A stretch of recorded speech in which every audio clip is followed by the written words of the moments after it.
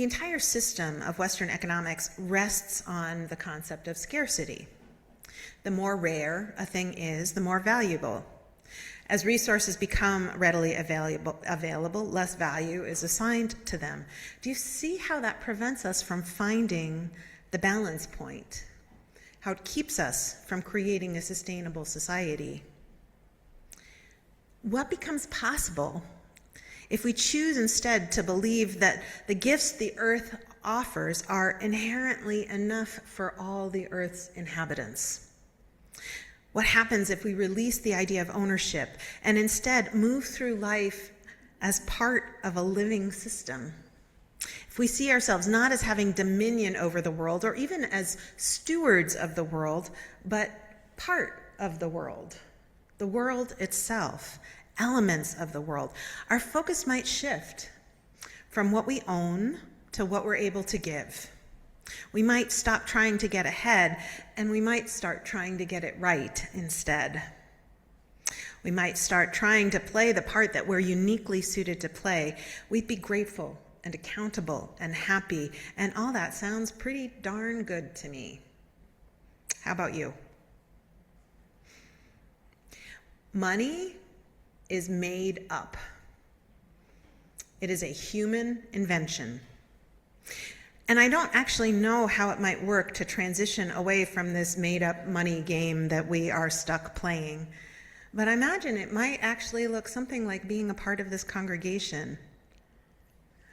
You know what I love is the free shelf.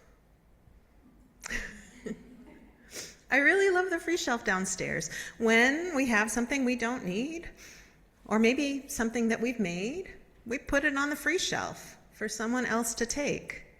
When we have an abundance of produce, it shows up at coffee hour for people to just take home. And, you know, being a minister in this kind of community, like I've gotten used to having just random bags of fruit show up on my porch in the fall during harvest season.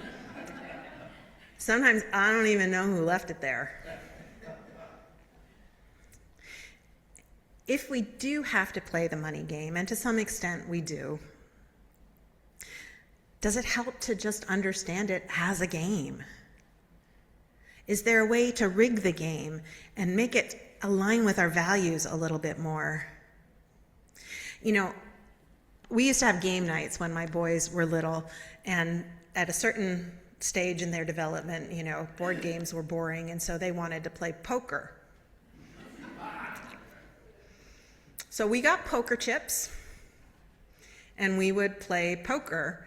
And I am very, very bad at poker. And so I would play a few hands, and then I would go bust, and then I wasn't part of the family game night anymore. And so we made up a new rule. When someone goes bust in our family when we are playing poker, whoever has the most chips has to give half of their chips to the person who just went bust.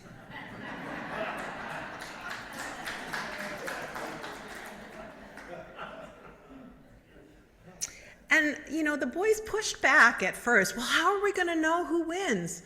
Are we even going to remember who won yet, you know, tomorrow morning? It just doesn't make any difference. So all of a sudden, poker was a heck of a lot more fun.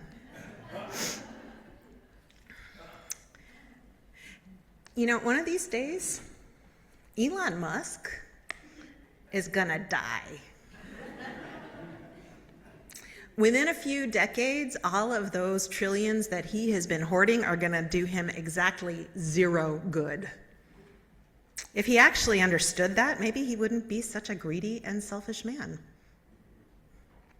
We have limited power to control how Elon and the others in the billionaire class are playing the game, but we can choose how we play it. In the few decades, our own savings aren't going to do us any good either. But they can do a lot of good here and now, alleviating suffering, feeding the hungry, caring for the sick. So what would it be like to experiment with a shift to the gift economy model at the microcosm level, at the level of a family, at the level of this church community? I think the church actually already functions in a lot of ways like a gift economy, even though it still exists in the wider context of consumerism. But I wonder if we were to be just a little bit more mindful about it, if we were to name it that way, that we're trying to establish a gift economy, if we talked about the differences we see, even the challenges that we bump up against, maybe that could serve the greater good sometime down the road, when and if that other made-up thing called capitalism collapses. Okay, so now we have a few memes. You know, if you go on your Instagram or Facebook and you start following Decolonize, just put in Decolonize as a hashtag, you start getting just fantastic stuff. It's use technology for good. There we go. Okay, so these are actually memes that came across my feed, and I think they're beautiful. It is a colonial lie that all things must come to an end. All life is cyclical.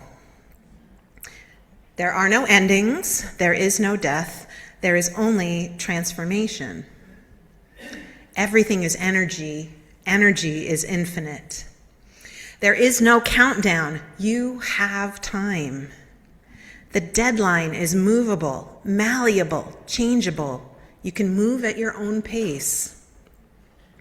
A sense of urgency does not always serve you. You can move slowly and with intention. You do not need to earn time for yourself. It already belongs to you. It is yours to spend on whatever you choose. You are not falling behind. You are doing exactly what you need to be doing right now. Time does not govern your life. Your presence in the moment is a reclamation of your sovereignty. You are never running out of time. Time is impermanent in nature. It moves with us. You are right on time. You are not experiencing a loss of time. You are the universe experiencing itself one frame at a time. That may be my favorite. You are not meant to know what's to come. The unknown is also a promise of discovery. Every breath you take carries you forward into a new frame of existence. You are a portal. Every breath of your ancestors has served this moment. You are infinite. The lives of your ancestors are like threads in the tapestry of life. It was woven for you. You aren't too old, and there is no rush. Age is a gift. It's okay to spend time on things that feel good. You deserve joy. To rest is also to dream, to contemplate, to ground. You deserve time to dream. You are creating with every moment. Indigenous futurism requires you to build it with intention. It requires your honesty and self-compassion. A new reality needs kindness, softness, reflection, and intentionality. Liberation also means releasing the spiritual shackles that bind us to colonialism, capitalism, and suffering. Another world is possible. It is already here. So let's talk about the rat race. This Western conception of time as linear pressures us to make the most of the time we have. We race around trying to build as much as we can. And sometimes we forget that, the finish line, that's death. Maybe it's not meant to be either a marathon or a sprint, but a relay race. What shifts when we think of ourselves not as ego-based individuals with start and end dates, but part of a bigger collective, a thread in a weaving that has a pattern we can't fully comprehend? One iteration of a spiral, filling a role that was filled by our ancestors in years past and will someday be filled by our own descendants. What shifts? If we understand that it's the collective, the weaving, the spiral that is actually real and that matters, as opposed to our particular experience in this particular flesh suit that we are wearing. In many indigenous cultures, the energy of the ancestors is understood to linger. I remember one very memorable conversation with someone who explained why it's so important that we be respectful when we're exploring ancient indigenous settlements. She said, it's not just that you're moving through a grave, it's not like you're moving through a graveyard or something. For us, our ancestors are still there. You are visiting their home. Their energy is still there. The least you could do is be a respectful guest. Now, with this understanding of cyclical rather than linear time, we still have an obligation to learn and grow. We still are going to get stuff done, but we might understand that the reason for our effort isn't personal glorification, but contributing in some meaningful way to the overall well-being of the interdependent web. Like I said a couple of weeks ago when we were reflecting on legacies, both the ones we inherit and the ones we leave as part of this community, the way I want my legacy attached to my name, the particularities of my story, that feels like ego to me. The better angels of my nature whisper that when I'm able to release that desire, something truly beautiful happens.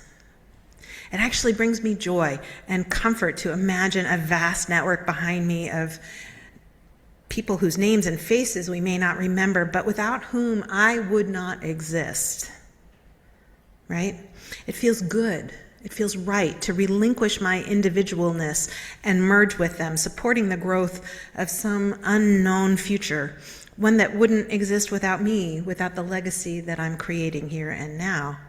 It takes the pressure off, especially in a historical moment like this one, when it feels like society is collectively moving backwards, because it's not on me to finish this race. I just have to do what I can in the time that I've got.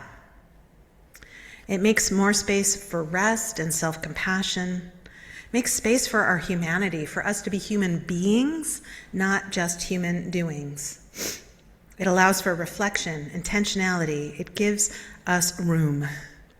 And to me, that feels both healing and healthy. Patriarchy is a death cult, and systems of oppression, patriarchy, but also white supremacy, classism, etc., are the water we swim in. They're the air we breathe. Our entire society is built on this false premise that some people are inherently better or more worthy than others. We made that up too.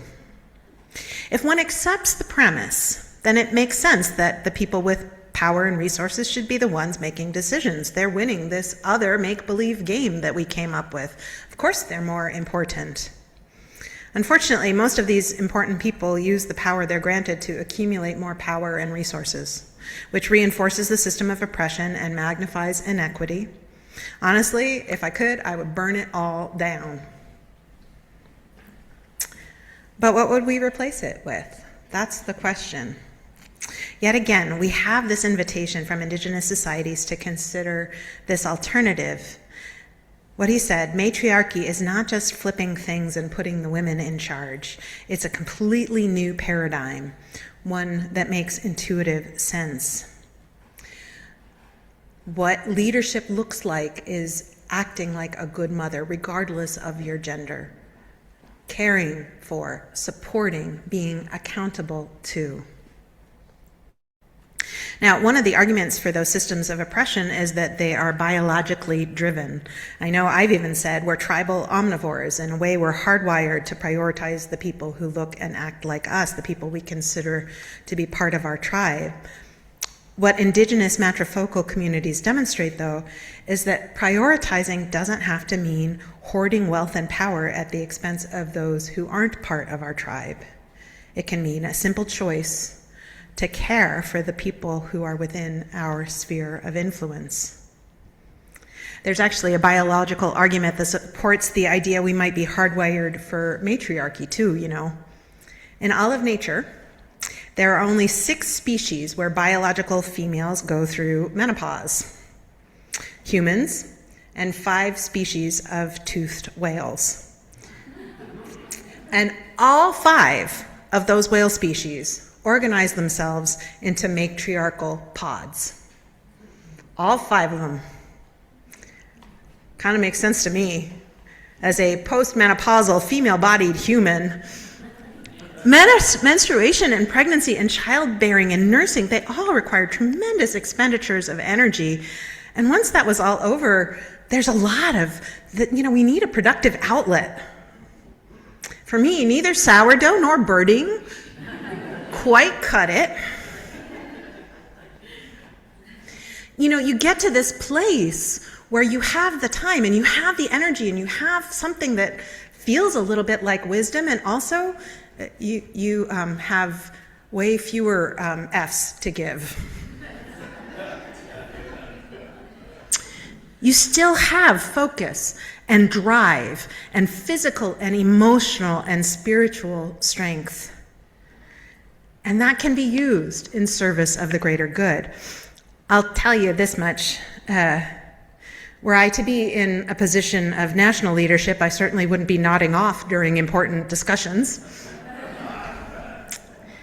And jokes aside, I am in a position of power on a smaller level, and I'm inclined to use that power to care for others. It feels right to protect people who are vulnerable, to be fierce, to support people who are struggling, to defend people who are under attack. Whatever the gender of our leaders, clergy or lay, this community functions more like a matriarchy than a patriarchy, and a matriarchy in the indigenous sense of the word. This is a place where we take care of each other and use our resources, time, energy, and money to make sure that our people, our tribe, are okay. And each day we do what we can to make sure that that tribe, is always getting bigger. It is a beautiful thing. My boys still tease me about the year I planted way too many snap peas. This was when we lived on the west side, and it was my first year putting in a real garden. I started the seeds indoor, and I just planted all of the peas that came in that little seed packet. I didn't know any better. So I wound up with probably 50 or 60 little snap pea seedlings. And when it came time to transplant them, they were all thriving and healthy. So I filled up first one bed and then 2, and then I started tucking them against the garden wall and next to the compost bin and alongside the porch. So as you might imagine, when it came time to pick the pods, we had so many peas. We gave them to everybody we knew. My boys to this day refuse to eat them. For weeks, every Sunday, I would bring this huge salad bowl full of pea pods to the church, and they were sweet and crispy and delicious. But, it was a lot of snap peas. And when someone asked me why I hadn't just composted the extras, I said I didn't want to hurt his feelings. See, I've always ascribed beingness to non-human things. When I was little, my toys were he's and she's. I cared about their feelings too. I've always talked to trees. My relationship with my dog is a negotiation, all of which is simply to say that the commodification of the world is not inherent. I know, it's not inherent. This is a product of culture. In indigenous communities, as she noted, the only things called it are those that are made by humans, chairs and cars and asphalt roads. Everything else has life and agency. Everything else has a voice. And that means we humans move through this complex, dynamic landscape, and the animals and the plants and geological and hydrological features have a voice. And if we listen, we can learn from them. Now, when it comes to animals, we recognize the signs of defensiveness when an animal is telling us to back off. We recognize the signs of aggression. If a bull's about to charge us, we certainly don't need a translator to tell us how to run. We can tell when an animal is feeling threatened or sad, bored or lonely. We can see when they're feeling playful or joyful. The word compassion means simply to feel with, and I think we naturally have compassion for other animals. There's a reason why those ads narrated by Sarah McLachlan raised so much money for the Humane Society. You know, those sad-eyed puppies. We can tell by looking at plants whether they're healthy and happy or struggling. And I don't know about you, but if I'm walking through the forest and I come to a clear cut, it breaks my heart. It feels like a scar, like an act of violence, like a bloody, painful place. Lately, I've been trying to cultivate a relationship with the plants in my yard. I'll sit down and say, okay, what do you need? How can I support your well-being? Trying to see that more as a relationship or a partnership. I've heard the voices of inanimate objects too. I've sat next to a glacier and listened to it breathe. Glaciers are ancient and wise.